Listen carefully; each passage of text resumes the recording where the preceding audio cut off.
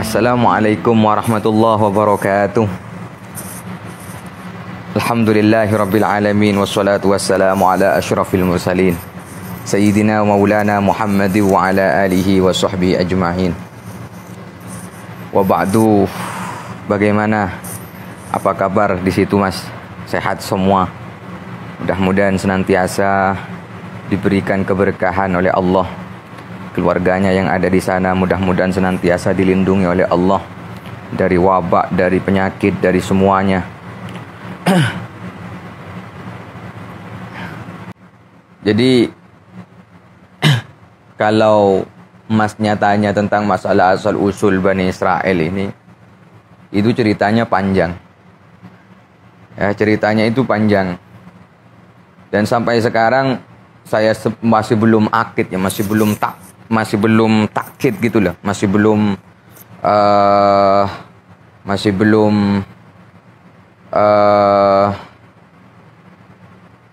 bagaimana gitu tentang masalah Israel yang sekarang itu, apakah memang betul Israel sekarang itu adalah Bani Israel yang keturunan Nabi Yakub atau dia hanya sebuah negara, itu masih belum masih belum jelas, Mas. Jadi mungkin ya sebagian ya, tapi mungkin sebagian tidak, mungkin sebagian yang lain mungkin bukan. Artinya hanya orang-orang yang duduk di situ, yang tinggal di situ, orang-orang Eropa atau orang-orang mana yang tinggal di situ, mungkin begitu, mungkin ya, mungkin.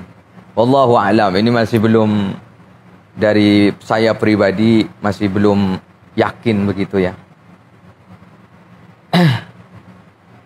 Kalau Masnya tanya asal-usul Bani Israel itu, saya sekarang akan menceritakan tentang Bani Israel. Saya ceritakan Bani Israel dari awal sampai akhir. Jadi Nabi Ibrahim itu punya istri namanya Hajun. Pertama namanya Saroh. Saroh itu bukan orang Palestina. Saroh itu bukan orang Palestina. Dia itu orang Harran yang sekarang menjadi wilayah Turki. Dulu masih jajahan Babilonia. Sekarang menjadi wilayah Turki, Harran. Gitu ya. Oleh sebab itu Saroh itu adalah, Sayyidah Saroh itu adalah wanita cantik. Sayyidah Saroh itu wanita cantik. Ya. Wanita cantik, bahkan diceritakan, riwayatkan tak ada wanita cantik saat itu melebihi cantiknya Saroh. Sampai Raja Mesir itu sampai tergila-gila dengan Saroh itu, karena memang cantik, Sayyidah Saroh itu cantik. Gitu. Satu. Yang kedua, punya istri namanya Hajar. Hajar itu punya anak, punya putra namanya Ismail. Ya. Ismail, akhirnya dari Ismail ini, akhirnya Ismail menikah dengan Imarah, namanya perempuan namanya Imarah dari Bani Amalik. Lama-lama tak ada anak, tidak mempunyai keturunan, akhirnya ditalak. Wallahu a'lam ditalak atau tidak, atau Nabi Ismail menikah lagi, wallahu a'lam. Tapi yang jelas Nabi Ismail disuruh menikah lagi dengan seorang perempuan namanya Sayyidah dari Bani Jurhum. Jurhum itu keturunan Bani Jurhum ini dari Yaman. Bani Jurhum itu yang duduk di Mekah, tinggal di Mekah. Aslinya beliau, orang-orang Jurhum itu dari Yaman. Dia mengungsi ke Mekah. Lah oleh karena itu akhirnya punya anak. Punya anak namanya Nabit. Akhirnya punya keturunan sampai kepada Nabi Muhammad sallallahu alaihi wasallam. Oleh sebab itu Nabi itu mengatakan, wa ana minhum, aku itu sebagian dari orang Yaman. Kata Nabi, aku sebagian dari orang Yaman. Karena memang istri dari Nabi Ismail itu adalah orang Yaman. Sayyidah itu yang menurunkan Nabi, akhirnya menurunkan Nabi besar Muhammad sallallahu alaihi wasallam. Tuh. Ya. Lalu punya istri namanya siapa? Saroh ya. Punya istri namanya Konturo. Konturo ini, Nabi Ibrahim itu punya istri namanya Konturo. Konturo punya anak namanya Madian. Akhirnya ada keturunan, ada suku namanya suku Madian yang tinggal di mana? Di Yordan. Sekarang menjadi wilayah Yordania. Yang sehingga di situ nanti akan diutus Nabi seorang nabi namanya Syuaib. Namanya Syuaib, ya kan? Sampai Al-Qur'an mengatakan wa ila madyana akhahum Syuaiban qala ya qaumi ibudullaha ma lakum min ilahin ghairuh la tankusul mikyal wal mizana inni arakum bi khairin wa inni akhafu alaikum adzab yaumin muhit. Jadi suku Madyan itu orang apa itu wa kadzdzaba ashabul aikatil mursalin. Itu suku Madyan. Jadi suku Madyan itu menyembah Aikah. Aikah itu satu pohon, Mas. Jadi Aikah itu satu pohon yang disembah oleh suku Madyan itu satu. Mereka sudah musyrik, sudah syirik ya satu. Yang kedua, kesalahan mereka lagi, mereka itu curang dalam masalah timbangan. Kalau 1 kilo mereka kurangi. Pokoknya curang masalah timbangan. Oleh karena itu Allah mengatakan la tanqusul mikyal wal mizana inni arakum bi khairin wa inni akhafu alaikum adzab yaumin muhit. Jangan kurangi timbangan, jangan kurangi kiloan. Tak boleh kita curang tentang masalah itu. Ya. Lalu ada istrinya lagi namanya Hajun. Wallahu a'lam punya putra atau tidak, wallahu a'lam. Tapi wallahu a'lam, tapi yang saya ketahui yang punya putra itu adalah Qantura, yang saya ketahui lagi adalah Sarah, yang saya ketahui lagi adalah Hajar. Taib, saya jelaskan terus, Mas, ya. Dari Sayyidah Sarah ini, Nabi Ibrahim dari Sayyidah Sarah ini, dia punya anak. Awal-awalnya Sayyidah Sarah itu sudah tak punya anak. Bahkan beliau mengatakan kepada Nabi Ibrahim, beliau mengatakan, Innallaha qad ahramanil walad. Innallaha qad ahramanil walad. Fadkhul ala amati hadhihi Allah ayyarzuqani minha walada. Itu Sayyidah Sarah yang mengatakan itu. Sayyidah Sarah sudah frustasi gitu loh. Kayak-kayakan sudah frustasi. Kayaknya aku sudah tidak diberi anak oleh Allah. Mungkin aku sudah diharamkan dariku keluar seorang anak. Diharamkan oleh Allah. Dihalang-halangi oleh Allah untuk mempunyai anak. Nah, walhasil akhirnya diberi anak, diberi putra. Namanya itu adalah siapa? Ishak. Namanya adalah Ishak. Nabi Ishak kan. Namanya adalah Nabi Ishak. Nah sekarang, saya akan teruskan lagi, Mas. Jadi Nabi Ishak itu punya istri namanya Rifqah. Jadi Nabi Ishak ini punya istri namanya Rifqah, yang dikenal oleh Bani Israel itu menjadi namanya Ribka. Atau orang-orang Nasrani itu mengenalnya adalah Ribka. Ya kan? Namanya Arabnya adalah Rifqah, ya. Namanya adalah Rifqah. Rifqah ini, ya, akir sama saja akir. Dia itu mandul, sama seperti mak mertuanya, yaitu Sayyidah Sarah. Rifqah pun mandul. Mandul, lama tidak punya anak, lama tidak punya anak, lama tidak punya anak. Walhasil punya anak lama-lama. Ketika beliau sudah tua, Nabi Ishak pun sudah agak-agak tua, sudah tua. Akhirnya punya anak. Anaknya bernama adalah anak pertama adalah Is. Anak pertamanya adalah Is atau Isu. Ya, Is ini cikal bakal asal usul orang-orang Eropa, Mas. Jadi keturunan Is ini adalah orang-orang Eropa, orang-orang Europe, orang-orang Eropa, Mas. Jadi orang-orang Eropa. Is itu adalah termasuk dikatakan adalah Abul Rum. Jadi bapaknya atau nenek moyangnya orang-orang Rum. Orang-orang Rum itu yang sekarang tinggal di mana? Di Eropa. Ya. Jadi yang satu. Dan Nabi Yakub, Nabi Ishak ini lebih senang kepada Is. Jadi cinta dia kepada Is itu cinta. Karena rata-rata bapak itu lebih senang kepada anak yang pertama. Ya kan? Rata-rata watak seorang bapak lah ya. Watak seorang bapak itu lebih senang kepada anak yang pertama. Jadi di dalam kitabnya Qasasul Anbiya karya dari Ibnu Katsir itu wa huwa ahabbu ilaihi aktsar li'annahu bikruhu. Begitu bahasanya. Jadi Nabi Ishak itu lebih cinta kepada Nabi Ishak itu lebih cinta kepada Is, lebih senang kepada Is, lebih oke kepada Is daripada ke anak yang kedua, gitu loh. Lebih oke, lebih sayang kepada Is. Karena apa? Is itu adalah bikruhu, anak pertama. Gitu loh. Terus akhirnya melahirkan lagi, Rifqah melahirkan anak yang kedua dan yang terakhir, namanya adalah Yakub atau Israel. Jadi diberi nama Israel Israel itu adalah hamba Allah. Dalam bahasa Arab itu adalah hamba Allah, Abdullah gitu lah. Hamba Allah. Israel atau diberi nama Yakub, diberi sebutan Yakub. Karena apa diberi Yakub? Aqobah itu kan setelahnya. Milanya akibah sholat itu setelah sholat. Artinya karena dia menjadi anak yang terakhir. Itu sebabnya diberi nama apa? Diberi julukan Yakub. Nama aslinya adalah Israel. Nama asli adalah Israel. Ya.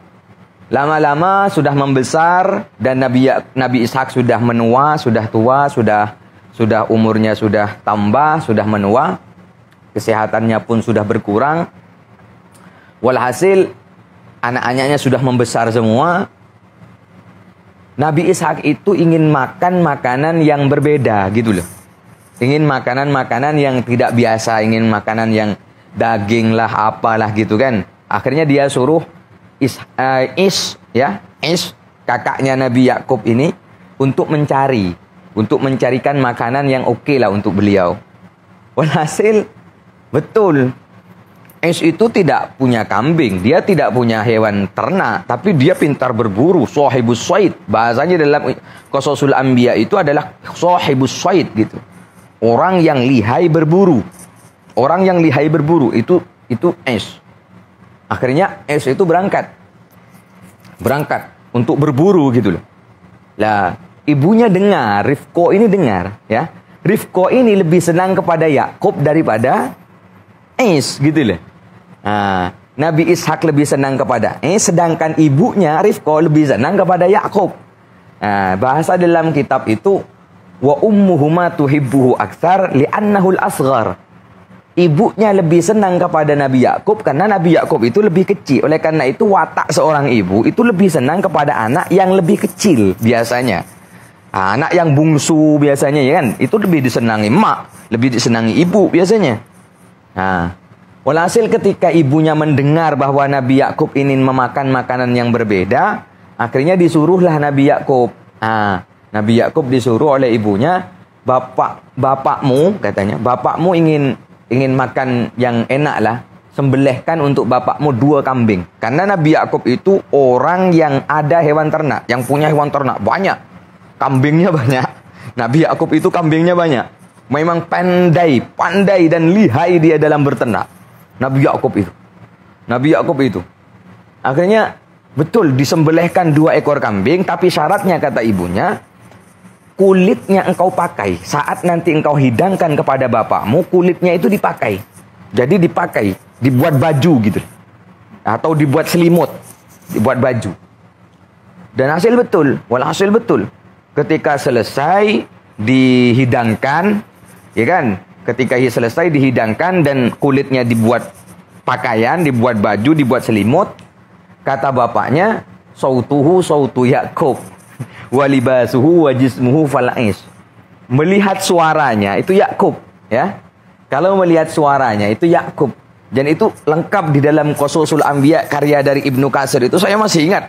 Sampai sekarang itu saya masih ingat kata-katanya Ibnu Katsir itu, kata-katanya di dalam sejarah itu. Kata-kata dalam kitab itu. Sautuhu sautu Yakub walibasuhu wajismuhu falais. Melihat suaranya, kalau didengar suaranya, suara Yakub. Tapi kalau lihat jisimnya, badannya, kulitnya, Is. Karena Is itu, kulitnya itu berbulu. Seperti orang-orang Europe lah. Seperti orang-orang Eropa ya mas. Orang-orang Eropa kan rata-rata kulitnya berbulu kan. Masya Allah kan. Bulu-bulu lembut gitu kan. Orang-orang Eropa kan biasanya begitu. Sampai ininya pun ya kan, wajahnya itu kan. Orang-orang Eropa kan begitu. Karena memang Is itu adalah keturunan bapak atau nenek moyang orang Eropa. Orang Rum. Gitu lah masalahnya. Walhasil Walhasil Nabi Yakub itu dikatakan begitu. Sautu Yakub. Lihat suaranya Yakub. Mendengar suaranya aku Yakub. Tapi kalau lihat jisimnya, kulitnya Is. Gitu loh. Jisimnya Is. Karena Is itu berbulu. Dan ini berbulu. Padahal itu bukan bulu orang. Tapi bulu kambing. Kulit kambing kan. Jadi kulit kambing. Masalahnya itu. Terus selepas itu didoakan Nabi Yakub oleh Nabi Ishak itu didoakan. Pikir Nabi Ishak itu adalah Is, gitu loh. Akhirnya didoakan. Ayyakuna akbaru ikhwanihi qadron, ya kan? Atau bahasa di dalam kitabnya itu ayyakuna akbaru ikhwanihi qadron. Tapi sebenarnya kalau mukhatab itu ya antakuna akbaru ikhwanihi qadron. Mudah-mudahan engkau ya kan adalah orang yang paling tinggi derajatnya di antara saudara-saudara kau yang lain. Artinya engkau mudah-mudahan tinggi derajatmu, mudah-mudahan tinggi derajatmu di antara saudara-saudaramu yang lain. Wa kalimatuhu alaihim, mudah-mudahan semuanya saudara-saudaramu itu patuh kepada apa yang kau katakan. Wa ala syu'ubi ba'dahu, dan bukan hanya saudara-saudaramu tapi suku-suku yang nanti akan lahir setelahnya. Terus dikatakan lagi wa ayyaksura rizquhu wa thimaruhu, mudah-mudahan rizkimu ya kan wa ayyaksura rizquhu wa waladu, mudah-mudahan rizkimu dan anakmu keturunanmu itu banyak. Jadi didoakan luar biasa, mudah-mudahan derajatmu tinggi, derajatmu itu tinggi ya kan, pangkatmu itu ditinggikan oleh Allah Subhanahu wa taala, mudah-mudahan semuanya patuh atas semua yang engkau bicarakan. Artinya lisanmu itu diikuti oleh keturunan-keturunanmu yang lain. Terus banyak lagi. Mudah-mudahan anakmu banyak, ya kan? Mudah-mudahan anakmu itu banyak dan rizkimu banyak. Kaya lah intinya, kaya anak, kaya rizki lah intinya. Kaya anak, kaya harta. Didoakan begitu. Selesai, Nabi Yakub keluar. Selesai didoakan, Nabi Yakub keluar. Di saat Nabi Yakub keluar, Is datang. Masuk, kata bapaknya, siapa? Kalau bukan kamu tadi siapa? Katanya. Kalau bukan kamu tadi siapa? Katanya kan. Siapa kalau bukan kamu tadi? Karena apa? Nabi Ishak itu sudah tidak bisa melihat orang, Mas. Tidak bisa melihat orang. Jadi Nabi Ishak itu sudah tidak bisa melihat orang. Bisa dikatakan dalam kitab itu adalah dha'ifatul ainain wa qabihatul manzar. Jadi sudah mata beliau itu ya, mata beliau itu sudah tidak bisa nampak lah. Sudah tidak bisa melihat lah dengan jelas gitu lah. Bahkan mungkin 99% sudah tidak bisa melihat orang lah Nabi Ishak itu. Jadi tidak bisa membedakan mana yang datang itu atau Yakub gitu loh. Akhirnya wah ini pasti Yakub katanya. Aku didahului Yakub ini. Awas. Kalau bapak nanti mati, bapak nanti meninggal, bapak nanti wafat, akan aku bunuh dia. Oh, itu ancaman siapa? Jadi itu mengancam begitu. Awas, kalau bapak nanti mati, bapak nanti wafat, aku akan bunuh dia. Nah, tapi tetap, meskipun itu terlambat, meskipun itu datang akhir dan lain sebagainya, tetap didoakan. Tapi doanya beda dengan doanya Nabi Yakub. Kalau doa untuk itu ayyakuna akbar ikhwanihi ayyakuna dzurriyyatuka, ya kan? Ayyakuna dzurriyyatuka ghalidhal ard. Mudah-mudahan keturunanmu itu hebat gitu lah ya. Mudah-mudahan karena itu orang Rum itu hebat-hebat kan. Mudah-mudahan keturunanmu itu hebat dan lain sebagainya lah pokoknya. Wa ayyaksura rizquhu wa thimaruhu. Rizkimu, buah-buahanmu melimpah. Nah, tapi bukan anak yang dibahas di sini, itu bukan anaknya yang banyak, tapi buah-buahan dan rizkimu ya, kaya uang, kaya harta dan kaya buah. Intinya begitu. Akhirnya betul melihat Yakub dalam situasi bahaya. Ya kan? Karena ada ancaman dari kakaknya, karena ibunya faham kan, maksudnya sepak terjang, watak dan watak lah bahasanya dari ini, ya kan, kerasnya dan lain sebagainya. Akhirnya oleh ibunya ya sudah, Yakub harus pergi dari bumi Hebron karena beliau itu tinggal di Hebron. Jadi Nabi Ishak, istrinya semuanya tinggal di Hebron yang sekarang menjadi daerah sengketa antara Israel dan Palestina. Ya sudah, akhirnya pergi dan di situ ada kuburan Nabi Ibrahim ya. Di Hebron itu ada kuburan siapa? Nabi Ibrahim, Sayyidah Sarah pun dikuburkan di situ. Walhasil betul disuruh pergi. Itu disuruh pergi. Engkau harus pergi dari Hebron, kau pergi ke Haran. Kalau situasi sudah oke, nanti engkau kembali. Nanti kamu kembali, kata ibunya kan. Akhirnya hal itu disetujui oleh Nabi Ishak. Nabi Ishak pun menyetujui. Karena apa? Karena keselamatan Nabi Yakub itu lebih utama. Karena sudah ada ancaman dari kakaknya, ini sudah tidak nyaman. Yakub sudah tidak nyaman berada di Hebron, akhirnya disuruh pergi oleh kakaknya, oleh bapaknya, oleh abahnya yaitu Ishak dan ibunya yaitu Rifqah untuk pergi ke tanah Harran. Harran itu berada di mana? Di Turki yang sekarang menjadi wilayah wilayah Turki. Akhirnya pergi. Sampai di tengah jalan tertidur karena capek, Mas.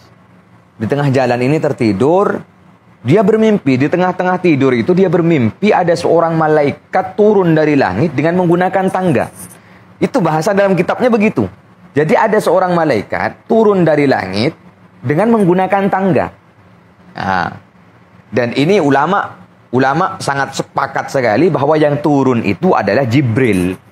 Karena yang menurunkan wahyu itu adalah siapa? Jibril. Akhirnya Jibril ini, malaikat ini memberikan wahyu. Memberikan suatu ucapan kepada Nabi Yakub di dalam mimpinya itu. Saubariku alaik wa ja'alu laka hadal ard. Maaf. Saubariku alaik wa uksiru durriyatak wa ja'alu laka hadal ard wa li'aqibika min ba'dik. Ini yang dibuat alat untuk oleh Bani Israel, oleh orang Israel. Ya, saubariku alaik. Aku akan memberkahi kalian, aku akan memberkahi kamu. Kata Allah, aku akan memberkahi kamu. Wa uksiru dzurriyyatak, dan aku akan memberikan banyak keturunan untukmu. Terus wa ja'alu laka hadzal ard, aku akan jadikan tempat ini, ya. Aku akan jadikan bumi ini, tempat ini, milikmu.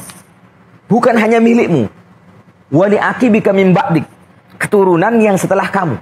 Orang-orang yang setelah kamu. Artinya keturunan-keturunanmu akan memiliki tempat ini. Ya. Akan memiliki tempat ini. Ya. Lalu, Nabi Yakub itu terbangun. Lalu Nabi Yakub bangun dan dia bernazar. Dia bernazar, kalau aku nanti selamat dari kakakku, kata beliau, kalau aku nanti selamat dari kakakku, aku akan jadikan tempat ini Betel. Aku akan bangun di tempat ini Betel. Artinya Baitullah. Bet itu rumah, El itu artinya apa? El itu artinya apa? Ya Allah. Allah, Tuhan. Artinya rumah Allah. Dan aku akan sedekahkan, aku akan berikan hartaku untuk Allah 1/10. Apa yang dirizkikan oleh Allah, apa yang diberikan oleh Allah kepadaku, milik Allah 1/10-nya. Milik Allah 1/10-nya. Dan itu betul dalam kutubut tarikh, kitab-kitab tarikh, khususnya adalah kitab Qasasul Anbiya. Di situ saya masih ingat, wa anna jami'a ma yarzuquhu yakunu lillah usyuruhu.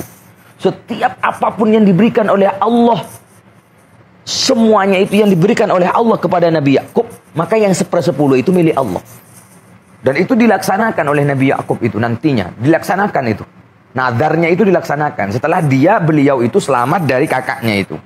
Walhasil selesai dari situ, tempat itu ditandai. Tempat itu ditandai oleh Nabi Yakub. Lalu meneruskan perjalanan ke tanah Harran, Mas. Ke tanah Harran. Diteruskan perjalanan ke tanah Harran.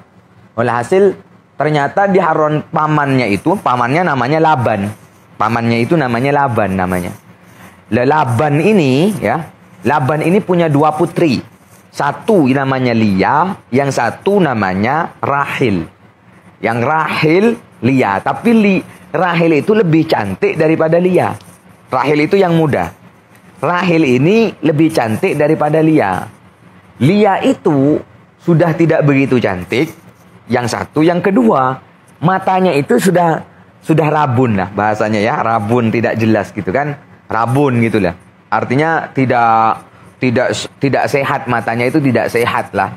Bahasanya itu dhaifatul ainain wa qabihatul mandor. Jadi tidak sehat lah, rabun gitu ya. Sedangkan Lia orangnya cantik, Mas. Orangnya cantik. Rahil itu cantik. Walhasil Nabi Yakub, aku nak Rahil katanya.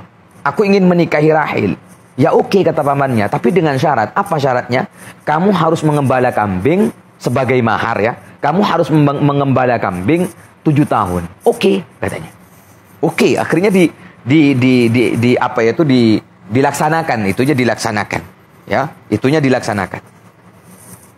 Setelah 7 tahun baru akhirnya dinikahkan. Ya, setelah 7 tahun baru akhirnya dinikahkan. Ternyata yang dinikahkan bukan Rahel tapi Lia. Akhirnya komplain, Mas. Komplain, Nabi Yakub itu komplain. Ini kok bukan Rahel, itu kok Lia. Aku nak Rahel, bukan Lia. Tak boleh katanya. Kalau kakaknya belum laku, berarti kamu tidak boleh mengawini adiknya. Ini kan yang umum biasanya di negara kita, di Indonesia kan. Jadi tak boleh mengawini adiknya sebelum kakaknya laku dulu. Kakaknya laku dulu. Jadi tak boleh melangkai gitu kan. Nah, ternyata ini ada sejarahnya Nabi Yakub. Walhasil, ya sudah kata Nabi Yakub, kalau begitu semuanya aku kawin. Aku kawini semua. Lia dan Rahel aku kawini semua. Aku nikahi semua. Ya oke.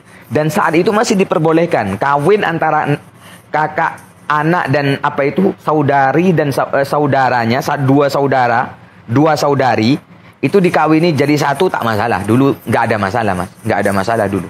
Dulu zaman Nabi Yakub tidak ada masalah. Dan syariat itu Allah hapus ketika zaman Nabi Musa. Ya. Oleh karena itu Nabi Musa itu faqalat ihdahuma ya abadi istajirhu inna khairan man istajartal qawiyul amin, ya kan? Nabi Syuaib itu kan punya 2 putri kan? Yang satu Sofurah, yang satu Lia. Tapi cuma Nabi Musa itu senang kepada Lia. Tapi Allah mengatakan jangan Lia tapi Sofurah saja. Sofurah saja ya. Yang dinikahi itu Sofurah saja kan? Akhirnya yang dinikahi itu Sofurah saja kan? Akhirnya ya udah Sofurah. Lia tidak dinikahi. Seandainya itu tetap, maka Sofurah dan Lia dinikahi semua. Tapi syariat itu sudah tidak dipakai. Syariat itu tidak dipakai. Gitu loh. Artinya pilih di antara satu, gitu loh. Pilih di antara satu. Di antara 2 saudara itu pilih salah satunya. Tapi kalau zaman Nabi Yakub itu 2-2 dinikah semua oke, gitu loh. Masih oke, masih diperbolehkan. Syariatnya masih diperbolehkan. Akhirnya dinikahi semua. Tapi dengan syarat harus mengembala kambing 7 tahun. Jadi mengembala kambing lagi 7 tahun, ya. Setelah selesai mengembala kambing 7 tahun barulah dinikahkan. Jadi Lia dan Rahel dinikahkan jadi satu, semuanya dinikahkan, ya kan? Hasil betul. Setiap anak oleh Laban ini, oleh bapaknya, yang Lia diberi pembantu, yang Rahel pun diberi pembantu. Pembantu Lia namanya Zulfa, pembantu Rahel namanya Balha. Pembantu Rahel namanya siapa? Balha. Setelah pembantu Rahel bernama Balha, ya. Lalu Rahel itu cantik, tapi mandul. Tidak punya anak. Rahel itu mandul. Ya kan? Sampai Lia itu punya anak. Lia itu punya anak, namanya pertama adalah Rubil. Punya anak lagi, masih belum punya anak. Rahel masih belum punya anak. Anak yang seterusnya, anak yang kedua namanya Rubil. Anak yang kedua namanya adalah Sam'un. Anak yang ketiga namanya Lawa. Anak yang keempat namanya Yahuda. Masih belum punya anak. Rahel ini masih belum punya anak. Akhirnya nekat. Rahel ini nekat. Ya sudah katanya. Ya sudah. Budakku, hamba sayaku, pembantuku, kamu kawin katanya. Kamu nikahi. Akhirnya betul. Balha, pembantunya Rahel itu dinikahi oleh Nabi Yakub, punya anak 2. Ya kan? Lia pun tak terima. Panas kan? Akhirnya betul. Lia ngomong kepada Nabi Yakub, ya sudah. Zulfa nikahi. Akhirnya betul Zulfa dinikahi, punya anak 2. Itu pun Rahel masih belum punya anak. Sampai Lia punya anak lagi. Anak yang tadi ada 4 ya kan? Lia punya anak 4. Sampai dia punya anak lagi, anak yang kelima. Namanya adalah Isakhur. Anak yang ke-6 namanya Dana. Dana ini perempuan. Jadi anak Nabi Yakub satu-satunya perempuan itu adalah Dana ini. Yang kelima, yang ke-7 adalah siapa? Zabilun. Yang ke-7 namanya Zabilun. Namanya Zabilun. Yang ke-7. Berarti Lia punya anak 7 orang. Pembantunya punya anak 2. Pembantunya Rahil punya anak 2. Total 11. Ya kan? 11. Barulah ketika sudah punya anak terakhir, Lia punya anak Zabilun. Lama ditunggu, penantian, tetesan air mata. Ternyata itu tidak disia-siakan oleh Allah. Doanya Rahil yang setiap hari dipanjatkan kepada Allah, didengar oleh Allah Subhanahu wa Ta'ala. Walhasil Rahil diberi putra yang luar biasa, yang nanti akan diangkat Nabi oleh Allah. Fawaladat hulaman aziman hasanan jamilan sammathu Yusuf. Jadi diberi nama siapa? Yusuf. Dia diberi anak yang jamil, yang tampan, yang enak, yang Masya Allah setiap orang yang melihat dia senang. Ya kan? Anak yang luar biasa. Akhirnya diberi nama oleh Rahil namanya Yusuf. Ya, diberi nama Yusuf. Ketika Yusuf ini lahir,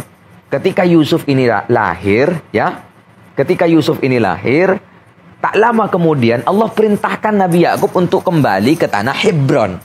Ya, dari tanah Harran yang ada di Turki menuju ke Hebron yang ada di Palestina yang sekarang disengketakan antara Palestina dan Israel. Ke tanah Hebron, disuruh kembali ke Hebron. Walhasil betul, kembali ke Hebron. Tapi Nabi Yakub bukan orang bodoh. Nabi Yakub itu tidak bodoh. Nabi Yakub masih ingat dia diancam oleh kakaknya. Akhirnya dia utus utusan untuk pergi ke kakaknya untuk meminta maaf. Nah, utusannya berangkat. Tak lama kemudian akhirnya kembali. Lama ditunggu akhirnya kembali. Utusan ini kembali dan memberitahu Nabi Yakub bahwa kakak Anda ke sini sekarang, menuju ke sini dengan 400 pasukan berkuda. Bayangkan 400 pasukan berkuda. Nabi Yakub sudah merinding ya. Sudah merinding, Mas. Nabi Yakub sudah merinding. Waduh, 400 pasukan berkuda, bayangkan kan? Walhasil, ya sudahlah, apa yang terjadi nanti terserah Allah lah. Pasrah kepada Allah. Ya kan? Pasrah kepada Allah. Akhirnya tawakal tu ala Allah katanya. Akhirnya tawakal. Kakaknya datang, ketika kakaknya datang langsung Nabi Yakub itu sujud. Tapi sujudnya di sini bukan wad'ul jabhah ilal ard, tidak, tapi bukan sujud-sujud seperti kita sujud sholat itu, tidak, tapi hanya menundukkan kepala saja. Nah, ya kan? Itu yang disepakati oleh ulama tafsir, ulama tarikh mengatakan bahwa sujudnya Nabi Yakub kepada kakaknya itu hanya menundukkan kepala 7 kali. 7 kali. Sama seperti dulu ketika Nabi Adam fasajadu illa iblis gitu kan. Idzu qala lahu rabb wa idzu qulna lil malaikati isjudu li Adam fasajadu illa iblis, itu disuruh sujud oleh Allah malaikat kepada Nabi Adam. Itu bukan sujud kepada seperti sujudnya kita kepada Allah, itu tidak, hanya menundukkan kepala begini saja. Begini saja, hanya menundukkan kepala begini saja, tidak sampai meletakkan ini ke bumi, tidak, gitulah. Ulama tafsir semuanya, ulama tarikh semuanya sepakat seperti itu. Ya, bukan seperti sujudnya kita kepada Allah, itu tidak. Artinya tidak terlalu gitu. Walhasil betul, sujud sampai 7 kali, hanya menundukkan kepala sampai 7 kali begini. Dan oleh Nabi Yakub kakaknya ini diberi hadiah beberapa ratus ekor kambing, diberikan hadiah karena Nabi Yakub itu banyak kambingnya. Diberi beberapa ratus ekor kambing diberikan kepada Is, kepada kakaknya itu. Walhasil oleh Is, ya sudah selesai. Artinya aku ampuni kamu. Kita tidak punya masalah lagi. Artinya sudah selesai, sudah kosong-kosong lah. Tidak ada masalah gitu loh. Walhasil Is pulang, Nabi Yakub meneruskan perjalanan. Nah, ya kan? Dulu Nabi Yakub kan pernah bernazar, kalau aku selamat dari kakakku, ya kan, setelah bermimpi itu, kalau aku selamat dari kakakku, maka aku akan membangun Betel di tempat ini, di tempat dia bermimpi itu, dan aku akan sedekahkan harta yang diberikan oleh Allah kepadaku 1/10-nya. 1/10-nya akan sedekahkan, akan diberikan kepada Allah.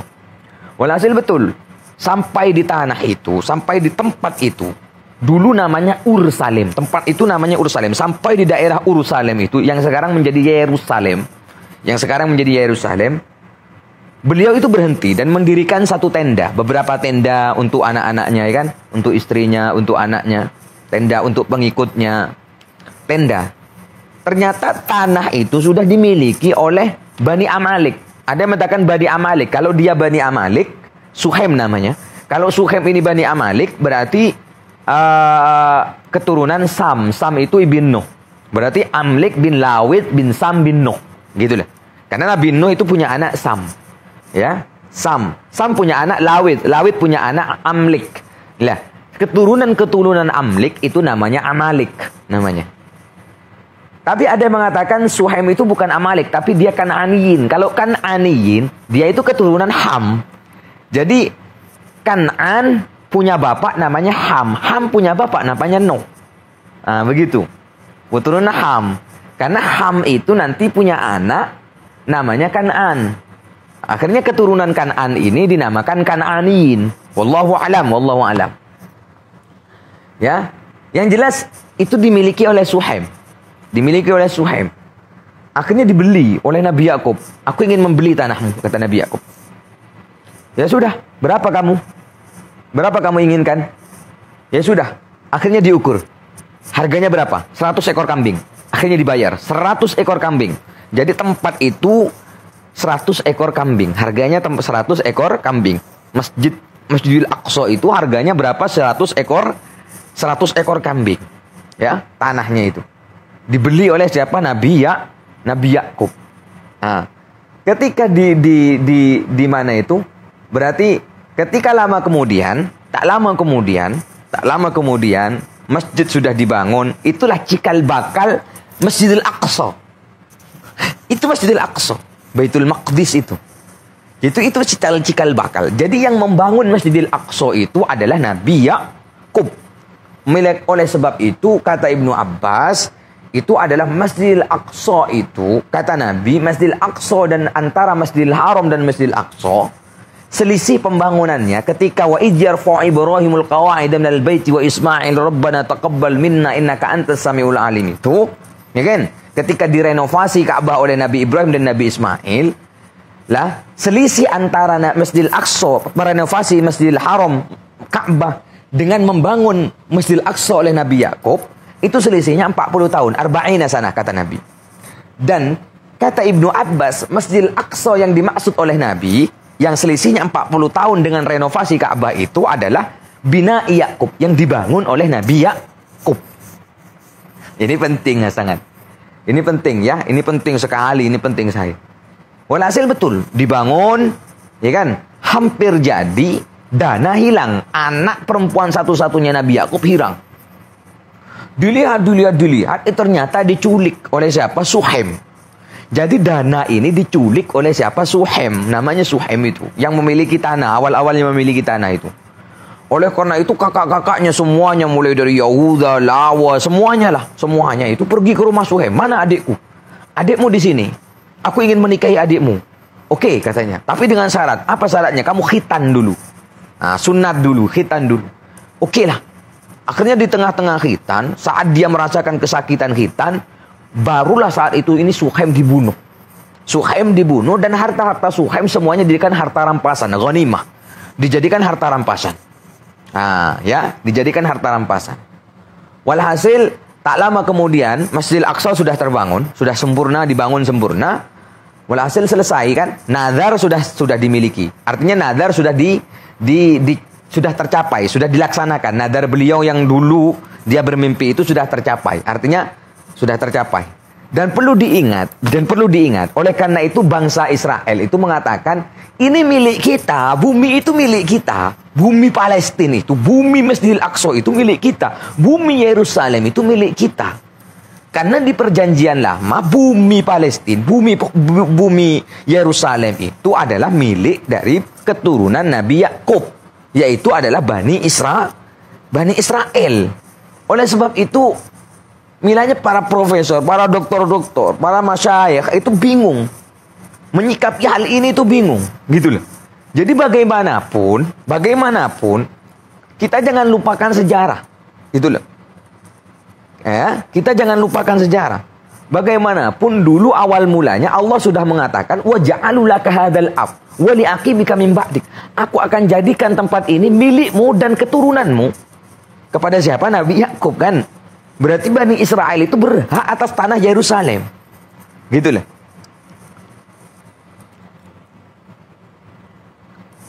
Berhak atas tanah Yerusalem. Masalahnya itu, Mas.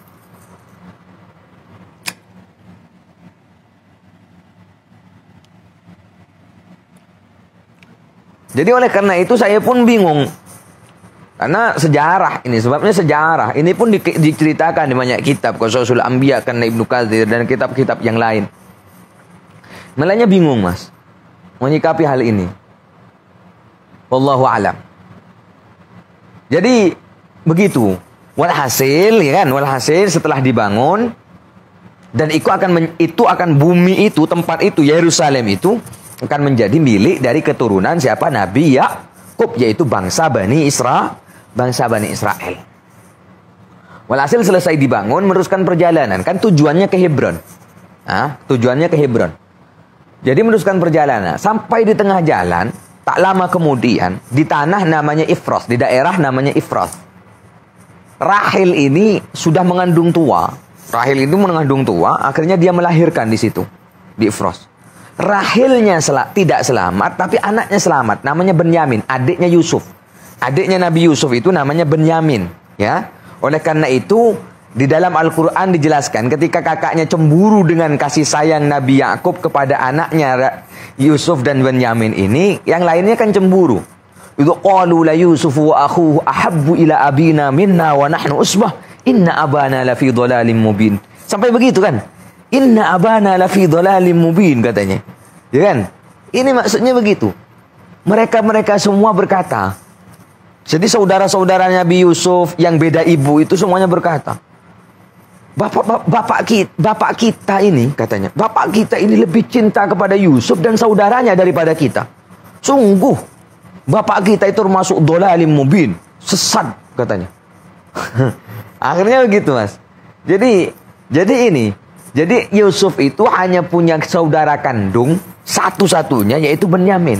Yang lain itu saudara hanya satu bapak tapi beda emak, beda ibu. Yang lainnya itu, ya kan? Walhasil akhirnya dikuburkan di daerah situ, di daerah Ifros itu. Sampai sekarang dibangun sebuah dibangun sebuah masjid, ya, atau sebuah masjid namanya Bethlehem kan. Di daerah namanya satu tempat namanya Bethlehem namanya. Akhirnya pergi setelah lalu dibuatkan batu nisan oleh Nabi Yakub, itu dibuatkan batu nisan sendiri, dan sampai sekarang batu nisan itu masih ada yang dibuat oleh Nabi Yakub itu. Batu nisan itu dari batu diletakkan di pusara kuburan siapa? Rahil. Begitu. Jadi ini penting mas. Jadi ini penting. Walhasil setelah Rahil dikuburkan, Nabi Yakub meneruskan perjalanan ke Hebron, ya. Sampai di Hebron sudah ditunggu sama ayah bapaknya, sama kakaknya Ra'is, ya. Semuanya di situ. Sama kakaknya Is, sama ibunya Rifqah, semuanya sudah menunggu di situ. Dan di Hebron itu ada Al-Mugharah. Jadi di Hebron itu ada Al-Mugharah. Al-Mugharah itu satu tempat, satu gunung yang dibuat gua, yang dijadikan gua, ya, oleh Nabi Ibrahim. Untuk apa gua itu? Untuk kuburan-kuburan keluarga Nabi Ibrahim. Jadi di Hebron itu jangan kaget kalau di situ banyak kuburan. Rifqah, istri Nabi Ishak, kubur di situ. Nabi Ishak pun dikuburkan di situ. Sarah dikuburkan di situ, ya. Sarah dikuburkan di situ. Sampai lagi Nabi Yakub pun dikuburkan di situ. Apa lagi? Banyak kuburan di situ. Karena memang di situ adalah keluarga dari Nabi Ibrahim. Ya kan? Keluarga Nabi Ibrahim. Ini penting. Ini penting saya sampaikan untuk semuanya. Ini penting mas. Jadi mudah-mudahan kita bisa ziarah ke sana. Mudah-mudahan kita bisa ziarah ya ke sana ya. Jadi oleh sebab itu saya pun bingung. Jadi Israel ini dia tetap, ini bumi Yerusalem itu milik kita. Karena di perjanjian lama itu milik kita. Iya kan? Memang betul. Dalam semua tarikh itu mengatakan seperti itu. Wa ja'alu laka hadalat. Itu Allah yang mengatakan, aku jadikan tempat ini milikmu dan keturunanmu, orang yang datang setelah kamu. Yaitu adalah keturunan-keturunan kamu. Berarti bangsa Bani Israel. Hakikatnya bumi Palestina itu adalah milik Bani Israel. Itu masalahnya itu mas. Jadi saya itu sampai sekarang itu masih Tapi bagaimanapun, apa yang dilakukan oleh Bani Israel, ya, oleh Israel ya, bangsa Israel, udah Israel sekarang menjadi negara Israel yang sekarang dilakukan oleh tentara-tentaranya itu kepada orang-orang Palestina dengan cara seperti itu, kita harus marah lah, wajib marah, wajib kita marah, wajib kita marah. Seperti dulu ketika Nabi itu mengusir. Jadi Yahudi di Madinah itu ada 3. Bani Qainuqa, Bani Nadir, dan Bani Quraidah. Jadi yang diusir pertama kali itu Bani Qainuqa. Oleh Nabi itu Bani Qainuqa. Kenapa alasannya? Karena mereka itu melecehkan muslimah. Seperti apa yang kita lihat sekarang oleh bangsa Israel melecehkan orang-orang Palestina, muslimah-muslimah yang Palestina. Kita wajib marah, Mas. Kita wajib marah. Jadi ada seorang muslimah dilecehkan oleh orang-orang Yahudi dulu di Madinah. Dilecehkan, dibuka, Mas, dibuka sampai kelihatan sesuatu yang tidak harus dilihat, yang harus ditutupi terlihat kan. Akhirnya muslimah ini malu dan hal ini dilihat oleh seorang muslim sahabat Nabi. Akhirnya orang Yahudinya itu dibunuh, yang mempunyai toko, yang mempunyai warung itu dibunuh. Tempat emas ya. Jadi tempat emas di situ, tempat pembuatan emas. Akhirnya dibunuh. Ketika dibunuh, Yahudi yang lain, karena di situ adalah pasar Yahudi Banu Qainuqa. Daerah kekuasaan Yahudi Banu Qainuqa. Banyak Yahudi di situ. Akhirnya yang membunuh seorang Yahudi itu pun dibunuh oleh yang lain, dikeroyok, Mas. Dikeroyok. Walhasil betul. Kabar itu sampai kepada Nabi. Kata Nabi, kita serang Yahudi Bani Qainuqa. Kita serang Yahudi Bani Qainuqa. Akhirnya kata Yahudi Bani Qainuqa, ya Muhammad, kamu ingin apa katanya? Apa yang kamu mau? 1 kata Nabi. 1 perang kata Nabi. Perang kata Nabi. Karena apa? Dilecehkan. Ada seorang muslimah dilecehkan, ada seorang muslim dibunuh oleh Yahudi. Kata Nabi, tak ada jalan lain kecuali hanya 1 pilihan kalian, perang, ayo. Aku yang mati atau kamu yang mati, kata Nabi. Jadi aku yang mati atau kamu yang mati. Akhirnya mereka tidak memilih untuk berperang. Mereka memilih untuk keluar dari Madinah. Akhirnya mereka keluar dari Madinah. Mereka diusir oleh Nabi. Ya sudah, kata Nabi, kalau kalian tak ingin berperang dengan kita, maka kalian keluar dari Madinah. Ya sudah, kita akan keluar dari Madinah. Jadi akhirnya Nabi mengutus sahabatnya namanya Ubadah bin Samit. Ya, diutus oleh Nabi. Ya sudah, Ubadah bin Samit pergi. Wallahu a'lam, tapi yang jelas Ubadah bin Samit mungkin ya. Ubadah bin Samit disuruh oleh Nabi pergi menggiring atau mengusir orang Yahudi Bani Qainuqa ini keluar dari Madinah dan diletakkan satu tempat namanya Zara atau Adriat yang sekarang menjadi wilayah dari Suriah, dari Syria atau Suriah. Diletakkan di sana semuanya. Ya. Jadi kalau kita melihat orang-orang muslimah, seorang muslimah dihinakan, dilecehkan seperti itu, kita harus marah, ya. Kita harus marah. Seorang muslim itu harus marah. Harus marah. Dan saya setuju sangat kata Hamka. Apa yang diucapkan oleh Hamka itu saya setuju sekali, Mas. Kata Hamka, kalau ada seorang muslim, ya kan?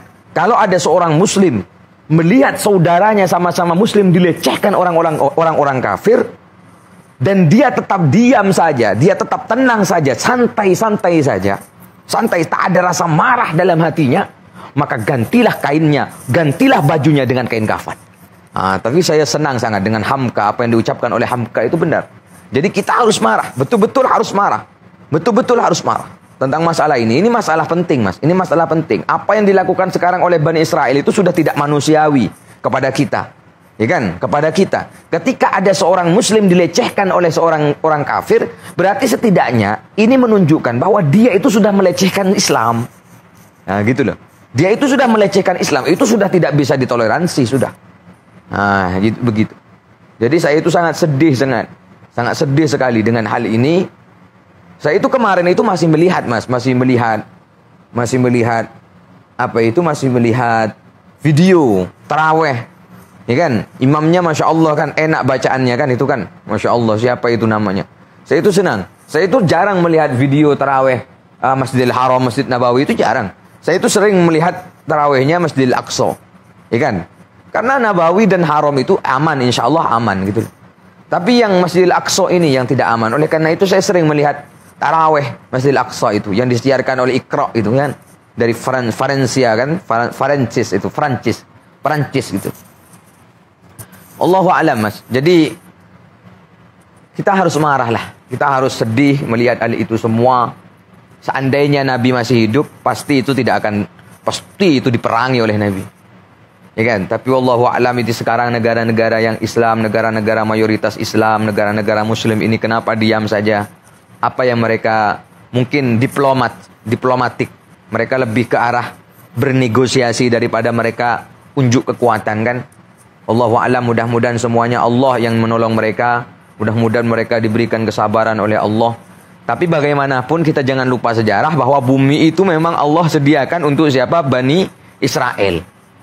Bumi itu. Wa ja'alu laka hadzal aqwa li aqibika min ba'dik. Ini bahasanya, Mas. Bahasa malaikat yang memberikan wahyu kepada Nabi Yakub. Aku jadikan tempat ini milikmu, kata Nabi Yakub. Itu Yerusalem. Aku jadikan tempat ini, bumi ini milikmu dan keturunanmu. Untuk keturunanmu. Oleh karena itu Bani Israel itu tetap mereka mati-matian, bumi itu milik kita. Jadi Yerusalem ini milik kita. Bukan siapa-siapa, milik kita. Hanya Bani Israel, hanya bangsa Israel yang wajib menempati tempat ini, bukan yang lain. Nah, kalau kita paham sejarah, maka kita agak sedikit lunak dengan hal ini. Karena sejarahnya memang seperti itu. Tapi apa yang dilakukan oleh Bani Israel, oleh orang-orang Israel sekarang kepada orang-orang Muslim, Muslimah dan sebagainya itu sudah tidak beradab. Pasti sudah tidak beradab. Kita wajib punya rasa marah kepada mereka. Mudah-mudahan Allah tolong mereka. Mudah-mudahan Allah berikan kesabaran kepada mereka. Ini penting sangat saya sampaikan. Dan saya punya teman.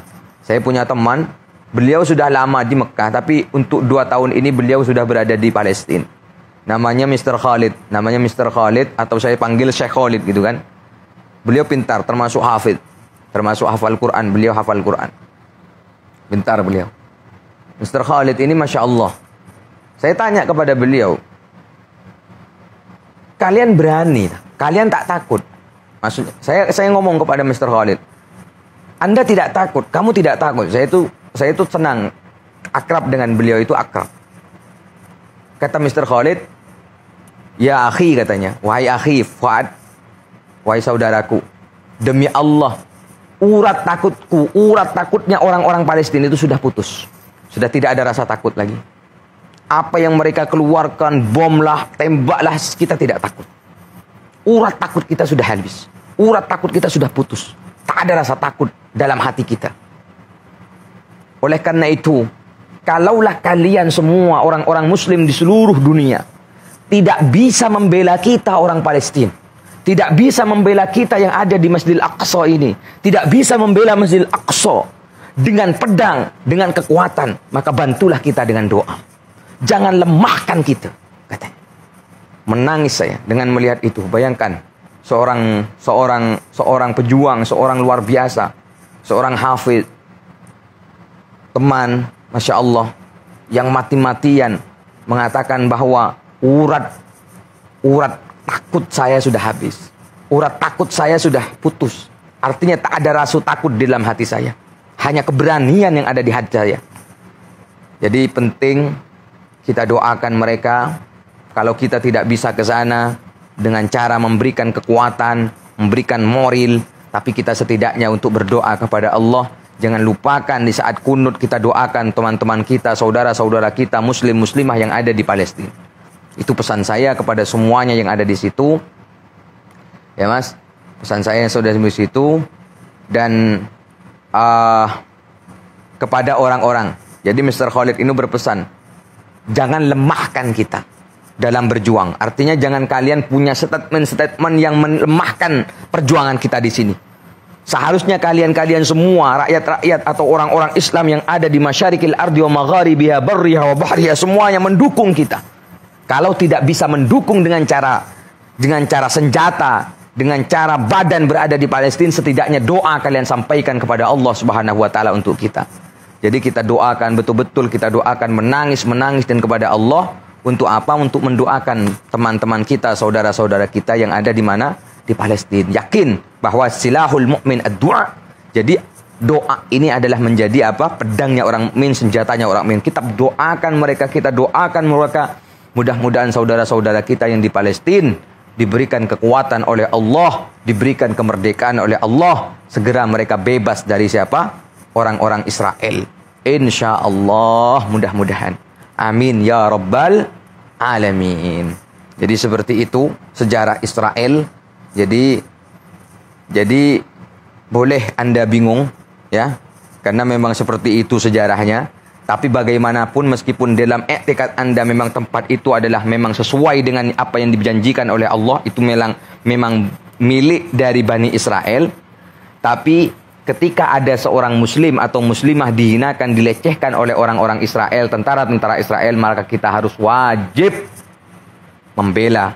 Kalau tidak bisa membela dengan cara tangan kita angkat senjata, setidaknya kita bela dengan cara berdoa kepada Allah Subhanahu wa ta'ala. Insya Allah mudah-mudahan manfaat, Mas. Insya Allah di pagi yang cerah ini mudah-mudahan Allah berikan limpahan rahmat kepada kita semua, khususnya kepada teman-teman kita, saudara-saudara kita yang ada di Palestina sekarang. Amin ya rabbal alamin. Akhirul qawli, assalamualaikum warahmatullahi wabarakatuh. Salam saya kepada teman-teman yang ada di situ, saudara-saudara di situ, family-family, terus semuanya yang ada di situ. Salam saya, mudah-mudahan semuanya diberikan limpahan rahmat oleh Allah. Assalamualaikum warahmatullahi wabarakatuh.